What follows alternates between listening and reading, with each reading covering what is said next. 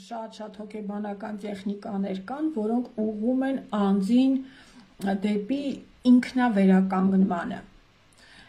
ֆիզիկական վերականգնմանը, հոգեբանական վերականգնմանը, ասենք նշում են, որ մարդը պետք է գնա եւ որոշ ժամանակ կտրվի հասարակությունից, եթե ինքը սպառել է, էմոցիոնալ մարում է տեղի ունեցել, հա, էմոցիոնալ, ռուսերեն ասում են վգարանիե, հայերեն այրում, էմոցիոնալ այրում է տեղի ունեցել մարդու մոտ եւ նա սպառվել է, կարծես ինչպես մոմն է այրվում եւ իր ջերմությունը տալով քիչ-քիչ մարում է, այդպես մարդը շատ անգամ շատ տալով, նույնիսկ բարին տալով, ֆիզիկապես կարող է հուզական այրում ունենալ, ֆիզիկապես կարող է մարել եւ հոգեբաններ խորհուրդ են տալիս ինչ որտեղ մեկուսանալ մարդկությունից եւ լիցքավորվել այն էներգիայով, որը ներքին վերականգնում է ապահովում, օրինակ մեդիտացիաների միջոցով, աղոթքի միջոցով, բնության հետ շփման միջոցով, երաժշտություն լսելով, տարբեր ճանապարհներով այդ էներգիան կարելի է վերականգնել։ Անձամբ իմ փորձառությունը այս առումով բոլորովին հակառակն է։ Ես այո, բարբերաբար կարիք եմ ունենում մեկուսանալու, երբ շատ եմ տալիս եւ հանկարծ նաեւ հակառակն եմ ստանում, հա, երբ որ շատ տալիս եմ, նվիրվում եմ, սիրում եմ, հարգում եմ, պատմում եմ եւ մեկ էլ հանկարծ հարված եմ ստանում թիկունքից կամ այսպես չհասկացում, չընկալում, լինում են ահավոր բամբասանքներ, այնպիսի բաներ են ինձ ասում, որ ուղղակի մազերից բիզբիզ է կանգնում, ասում եմ, ոնց կարելի է այդպես բան, ես երբեք չեմ մտածել անել, անգամ մտքից ծայրով չի անցել, բայց ինձ մեղադրում են ինչպիսի բաների մեջ, որ իբրև եթե ես դա արել եմ այս կամ այն նպատակով, այս դեպքում դա ինձ շատ ցավ է պատճառում, բայց երբ ես սկսում եմ արդարացնել դիմացինին, արդարացնում եմ, մարդը այդպես է մտածում, դա չի նշանակում, որ ես այդպիսին եմ, ես պահպանում եմ ինձ նրա բացասական էներգիայից հենց միայն դրանով, որ թույլ եմ տալիս իրան մտածել այնպես, ինչպես ինքն է ցանկանում, բայց բնականաբար դա ինձ համար ստեղծում է որոշակի արդեն մարդու հոգեվիճակի նկարագիր, որի հարցում կամ ես կարող եմ օգնել իրեն, կամ չեմ կարող օգնել, ուրեմն հեռանում եմ ես այդ մարդու հետ շփման դաշտից, որովհետև ինչքան էլ փորձես նման մարդը, եթե ունի ինչ-որ համոզմունք, ինչ-որ մի բանի նկատմամբ, քո անձի նկատմամբ, համոզված է, որ դու այսպիսին ես, ինչքան ուզում ես իրենց համոզի, եթե ինքը որոշել է, որ չի համոզվելու, դու անիմաստ էներգիա ես ծախսում, ու քո էներգիան գնում է անիմաստ կորչում է, իսկ երբ որ դու փակում ես այդ ճանապարհը, հասկանում ես, ում կարելի է ինչ-որ բան ասել, ում չի կարելի ասել, հա, այդ պահին մարդը ընդունակ է լսելու, թե ոչ, գուցե այդ մարդուն պետք էր թողնել, որ ինքը խոսի, թեկուզ ոչինչ, քո հասցեին վատ բաներ է խոսում, թող խոսի, ոչինչ, թողեք խոսի, թող լիցքաթափվի, այնքան է եղել, որ բորբոքված, այսպես մարդիկ զայրացած եկել են, ես ուղղակի ինձ այսպես պատնեշ եմ արել, բայց լսող ականջ եմ դարձել, թող խոսի մարդը լիցքաթափվի, այնքան կուտակված բացասական էներգիա ունի իր մեջ, միտեղ պիտի թափեր, դե հիմա թող այստեղ թափի, կավլենք, սրբենք, կգնա։ Այսինքն այսպես վերաբերվելով մարդկանց թույլ տալով նաև նրանց ձերբազատվել բացասական էներգիայից, մենք ինչ որտեղ նաև հոգեբանական աշխատանք ենք կատարում։ Մարդիկ սիրում են լիցքաթափվել, լիցքավորվել,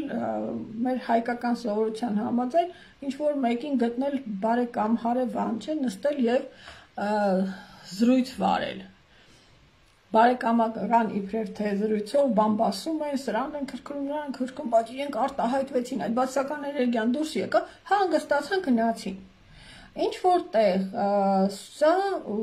կուլտուրա է, հա, սա քաղաքակրթություն է եւ կարող եմ ասել դա բարձր քաղաքակրթություն է այն դեպքում, երբ որ ով որ լսում է, նա իր վրա չի ստանձնում ինչ-որ դատավորի դեր, հա, ուղղակի թողնում է, որ դիմացինը խոսի լիցքաթափվի, կամ մյուս կողմից, երբ դիմացինը խոսում է, այս մյուսը սկսում է արդեն այդ խոսքի վրա յուղի կրակ լցնել, դա զարգանում է, դառնում է, չգիտես ինչ մասշտաբի մի խնդիր։ Այս դեպքում էներգիան բնականաբար վերածվում է բացասական արդեն մի էներգիայի, որը չի լիցքաթափում դիմացինին, այլ հակառակը ավելի է ուժեղացնում այդ բացասական էներգիան։ Այս դեպքում կախված է, թե երկու կողմերը ինչ դիրքորոշման մեջ իրար հետ կհարաբերվեն եւ ինչ դիրքորոշման մեջ իրար հետ կշփվեն։ Նու այստեղ եթե չի տիրապետում մի կողմը հոգեբանական այդ պաշտպանական մեխանիզմներին, բավականին դժվար կլինի բացասական էներգիայից խուսափել եւ հեռու մնալ։ Դրա համար լավ է, որ հուզական էներգիայի, բացասական էներգիայի դեպքում կամ պատրաստ լինեք այդ հուզական էներգիային հակադրվել, ընդդիմանալ, կամ դուք կկորցնեք ձեր էներգիան, ձեր անգամ դրական էներգիան կարող եք կորցնել։ Դրա համար ցանկալի է դիմացինի նկատմամբ դրական դիրքորոշում ձեռք բերել, եթե կարողանում եք արտահայտվել արդարացնող ձեր մեջ արդարացնող արտահայտություններով, ասենք դե մարդ է հիմա չի հասկանում, որ այս պահին պետք չէր դա այդպես ասել, բայց դե երևի ես ինչ-որ մի բան այն չեմ արել, որ իրեն թույլ եմ տվել, որ ինքը այսպես արտահայտվի, հա։ Միգուցե այդ մարդը տանը զայրացած է եկել ինչ-որ մեկի վրա, դա ինձ վրա թափեց, միգուցե այդ մարդը վախեր ունի, իսկ եթե հոգեբանորեն ենք վերլուծում, ավելի խորը բաներ ենք տեսնում։ Հոգեբանությունը դիմացինի մոտիվացիաները բացատրելու ավելի խորը գիտելիքներ է տալիս։ Օրինակ մարդը ինչու պետք է անտեղի ինչ-որ մեկին նկատմամբ զայրույթ ցուցաբերի։ Դրա հիմնական պատճառը վախն է։ Նույնիսկ իշխանություն ունեցող մարդիկ վախերից դրդված են այլ մարդկանց նկատմամբ չարակամություն դրսևորում։ Երբ մարդիկ գիտակցում են կամ ենթագիտակցորեն նույնիսկ գիտեն, հասկանում են, որ դիմացինը օրինակ ավելի ուժեղ է, քան իրենք, բայց ի պաշտոնե իրանք այսօր տնօրեն են կամ չգիտեմ այլ պաշտոնի են, մյուսը ավելի ցածր պաշտոնի է, այս դեպքում ո՞րն է իշխանություն ցուցաբերելու ամենամեծ դրդապատճառը, կամ դիմացինին նսեմացնելու, դիմացինի վրա բղավելու, դիմացինի մասնագիտական կարողությունները քննադատելու, ցածրացնելու, աշխատանքը նսեմացնելու, միայն վախը կորցնելու իշխանությունը։ Այդ վախը հենց երբ որ սկսում է վերածվել ճիճի, ուրեմն մարդը այլևս չի կարողանում կառավարել իր հուզական աշխարհը, սա կոչվում է նաև հուզական ինտելեկտ, երբ մարդը ունի կառավարելու հակում, հույզերը կառավարելու ընդունակություն, ասում են բարձր հուզական ինտելեկտ ունի։ Իսկ երբ որ մարդը չի կարողանում կառավարել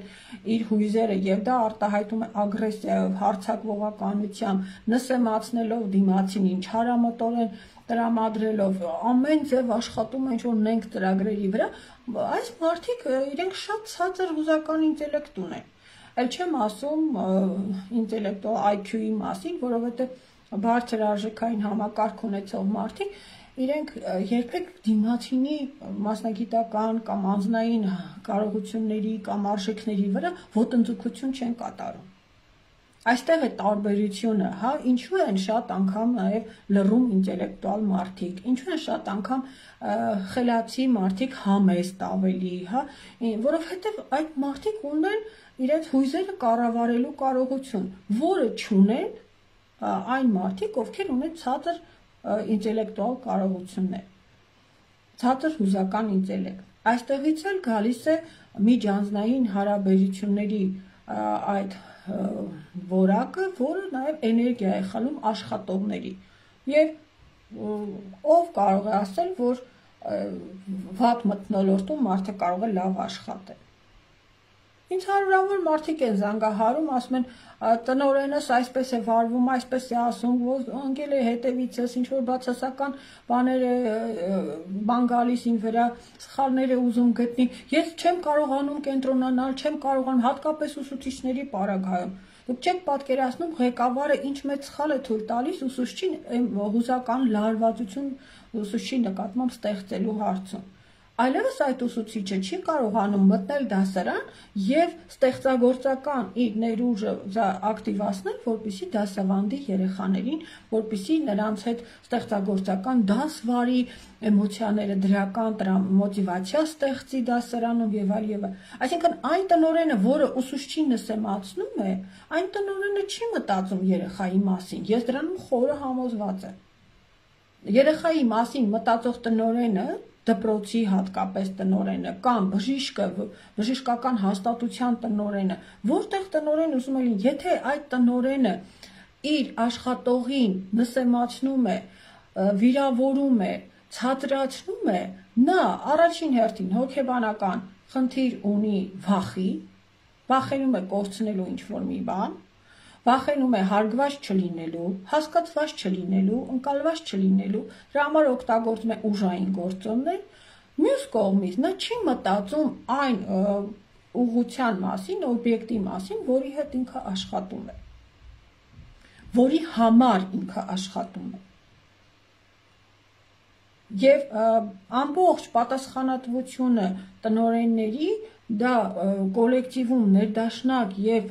կառուցողական մթնոլորտ ձևավորելն է, որպեսզի գործը շահի։ Իսկ շատ տնօրեններ այդ խնդիրը դրսևորում են այսօր եւ դա վկայում է առաջին հերթին հենց կադրերի կամ աշխատակազմի հոգեբանության չիմացության մասին։ Եվ այստեղ բնականաբար էներգիան գնում է պաշտպանվելու վրա, ոչ թե աշխատելու վրա։ Ինքնապաշտպանության վրա, ինքը եւ աշխատողը իր ամբողջ էներգիան տանելով ինքնապաշտպանության եւ իր աշխատանքը պահելու վրա, իր աշխատանքը չկորցնելու վրա, ստեղծագործական եւ պրոդուկտիվ աշխատանք իր ոլորտում չի կարող ներդնել։ Ես բազմաթիվ օրինակներ կարող եմ բերել, աշխատել եմ շատ տարբեր ղեկավարների ներքո եւ ինքս էլ եղել եմ ղեկավար, երբ Աստված մի արածե մի չնչին հարաբերությունների մակարդակում խնդիր էր արտահայտվում, այս դեպքում այդ խնդիրը անդրադառնում էր անմիջապես իմ տրամադրության վրա եւ աշխատանքի վրա, նույնիսկ չէի ուզում գնալ աշխատանքի։ Իսկ եթե տնօրենս կամ ղեկավարս դվարի դրացիական վերաբերմունք ուներ, կառուցողական, համագործակցային, վազելով էին գնում աշխատանքի։ Բայց հերիք է մի հատ կոլեկտիվում, այսպես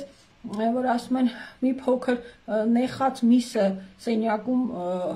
արդեն ամբողջ սենյակի մթնոլորտն է, չէ, ապականում, այ լինում են այդպիսի կերպարներ, որոնք մի հատ բամբասանք, մի հատ նախանց, մի հատ ինչ-որ չարամտություն գցում են մի կոլեկտիվում կամ ինչ-որ մարդկանց հարաբերությունների մեջ եւ դա արդեն արատավորում է ամբողջ կոլեկտիվը կամ հաստատությունը։ Եվ այս հարաբերությունների մեջ շատ դժվար է լավ արդյունավետ աշխատանք իրականացնել։ Դա ուղղակի անհնար է եւ լավ տնօրենը, լավ ղեկավարը ինքը պետք է գիտակցի, որ ինքը պատասխանատվություն է կրում կոլեկտիվում այնպիսի մթնոլորտի ձևավորման համար, որը կլինի կառուցողական, թե հարաբերությունների մակարդակում, թե գործի մակարդակում։ Եվ այստեղ էներգիան շատ ավելի առողջ ստեղծագործական բնույթ է կրում։ Այսպես կառուցողական թեմայի մասին էլ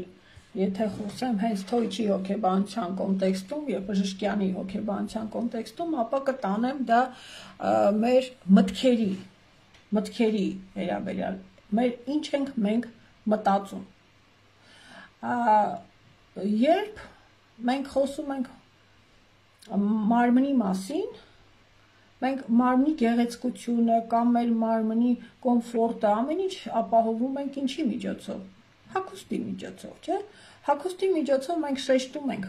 մարմնի այն մասերը, որ ցանկանում ենք շեշտել, ցանկանում ենք ավելի ընդգծել, ցույց տալ, ներկայացնել, մեր կամ ծածկում ենք մեր մարմնի այն թերությունները, որոնք որ հաճելի չեն եւ չենք ցանկանում ցուցադրել այլ մարդկանց։ Լինում է նաև հակառակը, դա ես չեմ հասկանում, երբ մարմնի հստակ արտահայտված թերությունները մարդիկ ընդգծում են, այսինքն բացում են ի ցույց աշխարհի այն թերությունները, տգեղ մասերը, հիվանդոտ մասերը, հա, այսպես բացահայտի ցույց են դնում իբրև թե դա դիտարկելով որպես ազատություն կամ անկաշկանդվածություն։ Ու սա էլ է հոգեբանական կարելի է վերլուծել, հոգեբանորեն կարելի է հիմնավորել, բայց այս առումով ինչպես որ հագուստն է մարմնին ընդգծում տալիս, մարմնի գեղեցկությունը, ներդաշնակությունը ցույց տալիս եւ մարդու էությունը ցույց տալիս, այնպես մեր մտքերը ցույց են տալիս այնպես մեր բառերը ցույց են տալիս մեր մտքի գեղեցկությունը։ Ինչպիսին է մեր միտքը, այն կառուցող է, այն բարի է, այն ներդաշնակ է, այն ագրեսիվ է, այն խոցված է, այն ցավում է, այն զարգացած չէ, այս բոլորը միասին մեր բառերի միջոցով են արտահայտվում։ Եվ շատ կարևոր է ունենալ հարուստ բառապաշար, գրագետ, կարդացած միտք, որպեսզի կարողանալ ճիշտ հաղորդակցություն կառուցել շրջապատի հետ, որը մենք այսօր տեսնում ենք բավականին այսպես ցավալի եւ ողբալի վիճակում է, եւ մարդիկ արտահայտում են իրենց այնպիսի բառեր արտահայտություններ են դուրս բերում սոցիալական ցանցերում, որ չմտածելով, որ դրանք խոսում են իրենց մտքի բազայի մասին, հա, մտավոր հարստության մասին, իրենց բառապաշարի մասին, եւ հատկապես երբ մարդը զայրացած է լինում, նույնիսկ զայրացած վիճակում այդ բառապաշարը ամբողջությամբ արտահայտում է մարդու ներքին էությունը, ներքին մտածողությունը եւ դա կարող է շատ ավելի բան ասել նրա մասին, քան նրա բերանից արտահայտված խոսքերը։ Տեսեք նույն Facebook-ում, ասենք մարդիկ գրում են, իրենց ներկայացնում են որպես խելացիներ, որպես, չգիտեմ, այսպես շատ ինքնաներկայացման, այսպես իրենց կարծիքը արժևորելու միտումով, հա, որ մենք ենք, մենք ենք այդ Facebook-յան ֆեյքային ֆաբրիկայի գրողներն են դա շատ օգտագործում, հա, իրենց, չգիտեմ,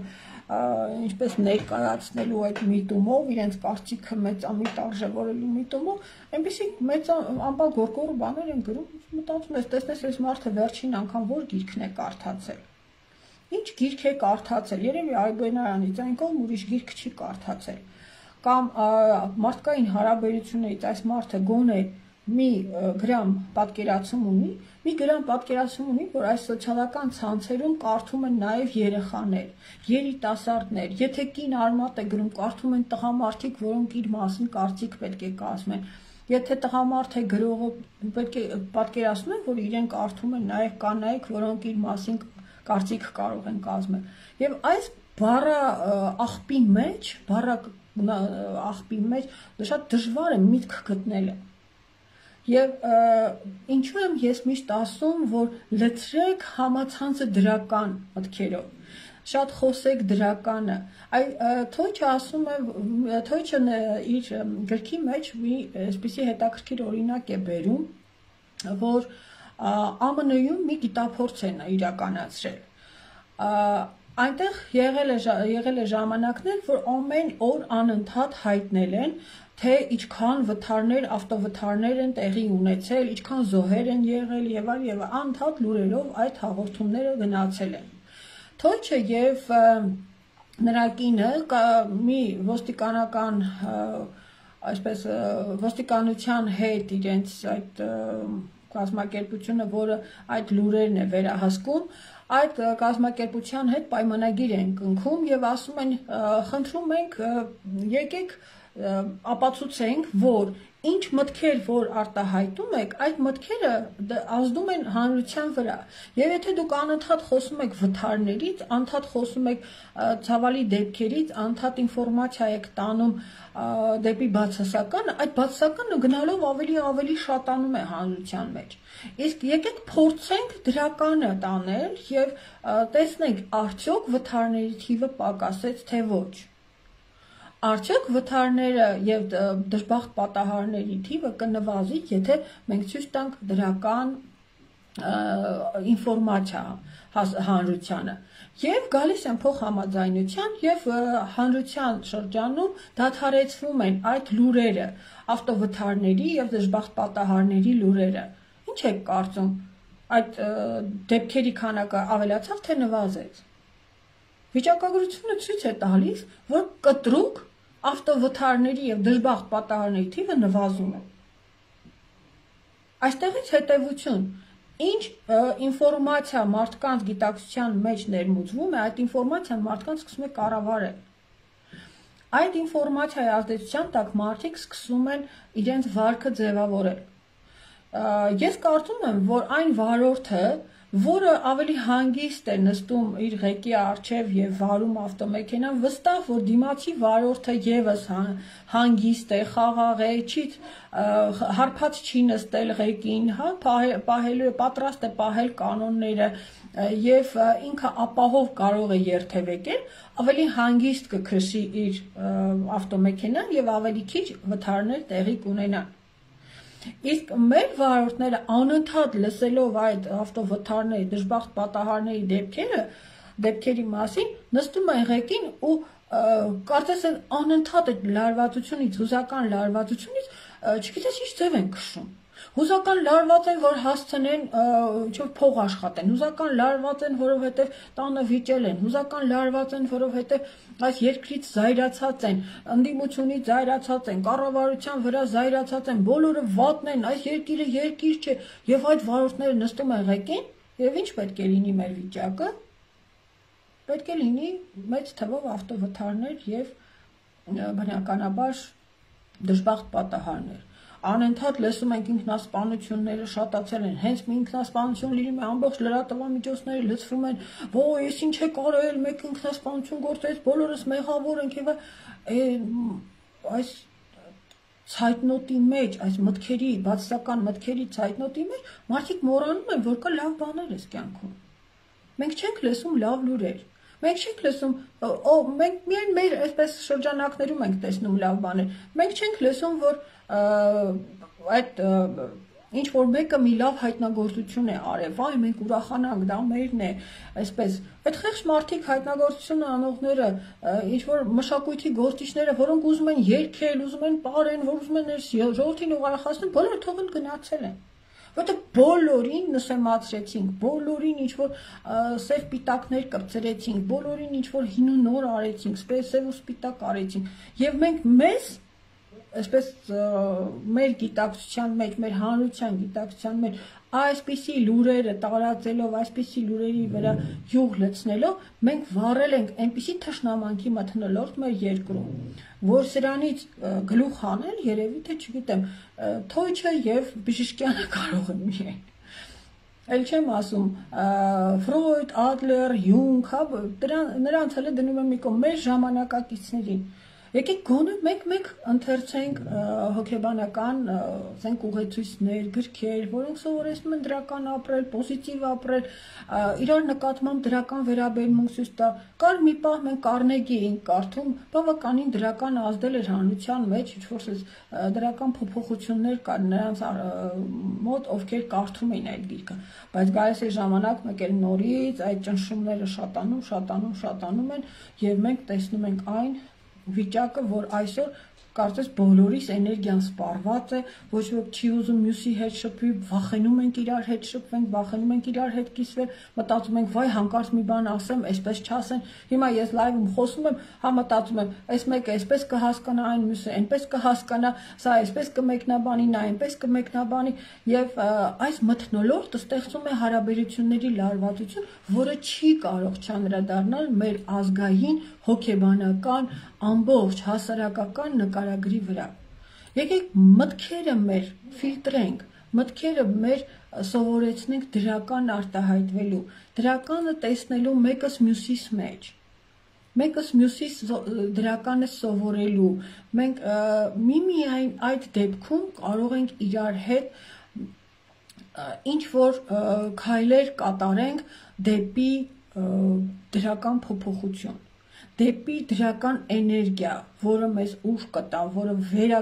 կվերակենդանացնի մեզ բոլորիս։ Մասնագիտական դաշտում ահա որ